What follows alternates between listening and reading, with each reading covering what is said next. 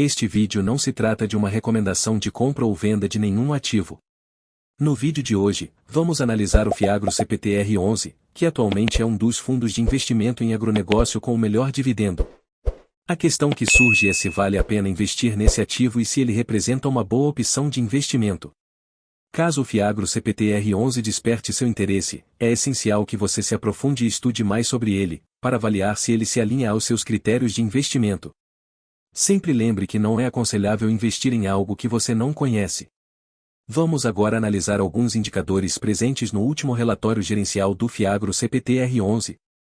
Isso nos ajudará a compreender melhor seu funcionamento.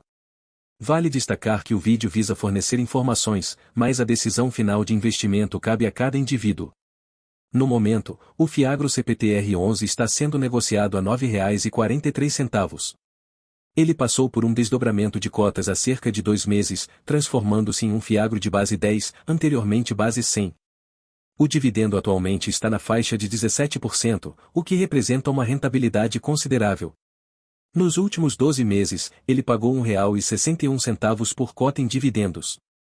É importante notar uma aparente desvalorização de 90%, mas isso se deve ao desdobramento recente, o que torna essa variação menos relevante. Ao analisarmos o valor patrimonial por cota, que pode ser considerado como seu preço justo, observamos que é de R$ 9,76. Entretanto, o Fiagro CPTR11 está sendo negociado a R$ 9,43, indicando um desconto de 3% em relação ao seu preço justo. Isso sugere uma oportunidade de compra com base nesse critério. Se este conteúdo foi útil para você, deixe seu like para mostrar apoio ao canal. Nos comentários, compartilhe se já investe ou pretende investir no Fiagro CPTR11 no futuro. Sem mais delongas, vamos continuar a análise do CPTR11. Lembrando que, quando se trata de fiagros, é sempre aconselhável adquiri-los abaixo do seu preço justo, ou pelo menos próximo do seu preço justo. Evitar pagar ágio é fundamental, já que os fiagros operam de maneira semelhante aos fundos imobiliários de papel, lidando com dívidas. A diferença reside no fato de que os fundos imobiliários de papel envolvem dívidas do setor imobiliário, enquanto os fiagros estão relacionados às dívidas do setor agronegócio. No momento, o Fiagro em questão possui um patrimônio de R$ 404 milhões, com mais de R$ 25 milhões em caixa disponível para investimentos futuros. Conta com pouco mais de 23 mil cotistas e tem conseguido aumentar consideravelmente seu número, especialmente após o desdobramento recente. A liquidez média diária é de R$ 1,2 milhões. Ao analisarmos o histórico de pagamentos, observamos que o último rendimento pago foi de 10 centavos por cota, anunciado no mês de outubro.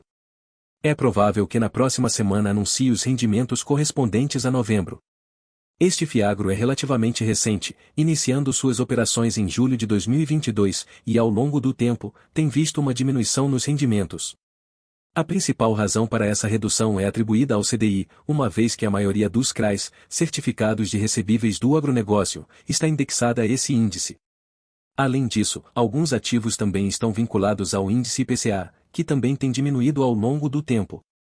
Esses fatores têm impactado o rendimento que o Fiagro distribui aos seus cotistas. No relatório gerencial, vamos explorar mais a fundo o funcionamento do ativo em questão, o CPTR11. A gestora responsável por esse fundo é a Capitânia Investimentos, que, em minha opinião, é uma boa gestora de fundos imobiliários e fiagros. Atualmente, o CPTR11 possui uma taxa de administração de 1% ao ano e também cobra uma taxa de performance de 20% sobre o que exceder o CDI, mais 1% ao ano. A gestão do fundo delineia seu objetivo como proporcionar rentabilidade aos cotistas através da valorização e rentabilidade das cotas, realizando predominantemente aquisições de ativos-alvos, como CRAs, FIDC, ou cotas de outros fundos imobiliários. Estas são as 3 maneiras principais nas quais o CPTR11 pode investir atualmente. A seguir, apresentamos algumas informações cruciais sobre o ativo. Ele possui um total de 40 ativos distintos e 29 tomadores de recursos, que são empresas do setor agro que tomaram empréstimos do fundo. Lembrando que os fiagros operam como se estivessem emprestando dinheiro para essas empresas, e estas, por sua vez, devem reembolsar o montante com acréscimo de juros.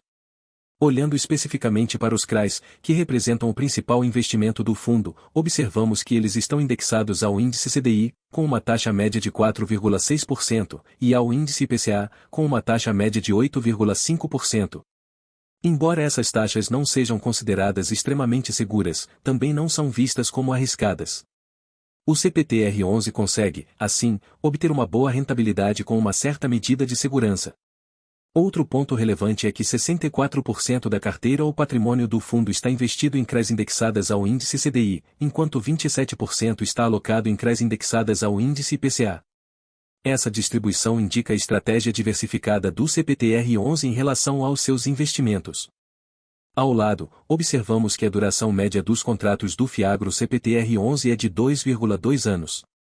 Todos os seus ativos são auditados, garantindo uma abordagem transparente. Vemos que o fundo não possui exposição direta a produtores rurais, embora haja uma conexão indireta devido à sua vinculação ao setor agro. Importante ressaltar que 100% dos ativos têm pagamentos em dia, indicando uma ausência de inadimplência, ao contrário de alguns outros fiagros. No mês de setembro, ocorreram algumas movimentações notáveis no CPTR11. O fundo realizou 6 compras de CRAs, sendo 3 indexadas ao índice IPCA e 3 ao índice CDI. Além disso, houve vendas de CRAs e uma posição no Fiagro BBGO11. O CPTR11 é conhecido por seu dinamismo, frequentemente comprando e vendendo ativos, o que contribui para uma boa receita. O resultado financeiro do mês de setembro revela uma receita de R$ 4,8 milhões, um montante inferior aos meses anteriores.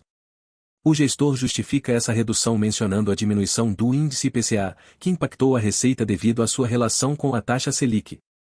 As despesas do mês, totalizando R$ 916 mil, foram significativamente maiores, principalmente devido ao pagamento de uma taxa de performance e a ajustes no valor dos ativos relacionados ao desdobramento.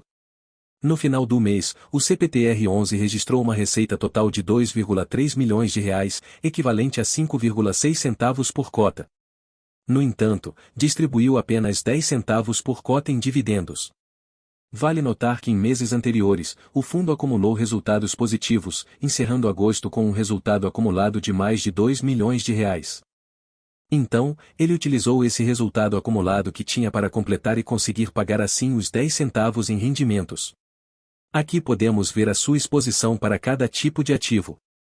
Atualmente, 89,2% de todo o seu patrimônio está investido em CRAs, certificados de recebíveis do agronegócio. Ele também possui uma posição de 2,3% em CRIs e investe 2,2% do seu patrimônio em fiagros. O restante está disponível em caixa para futuros investimentos. Mais abaixo, temos a exposição por indexador, levando em consideração os CRAs e CRIs. Atualmente, 64% deles estão indexados ao índice CDI, o que significa uma maior exposição a esse índice. Portanto, se a taxa CDI continuar caindo, o fundo sentirá o impacto na sua receita mensal. Além disso, 27% estão indexados ao índice IPCA. Ao lado, podemos visualizar a exposição geográfica da carteira, ou seja, a localização dos seus principais devedores.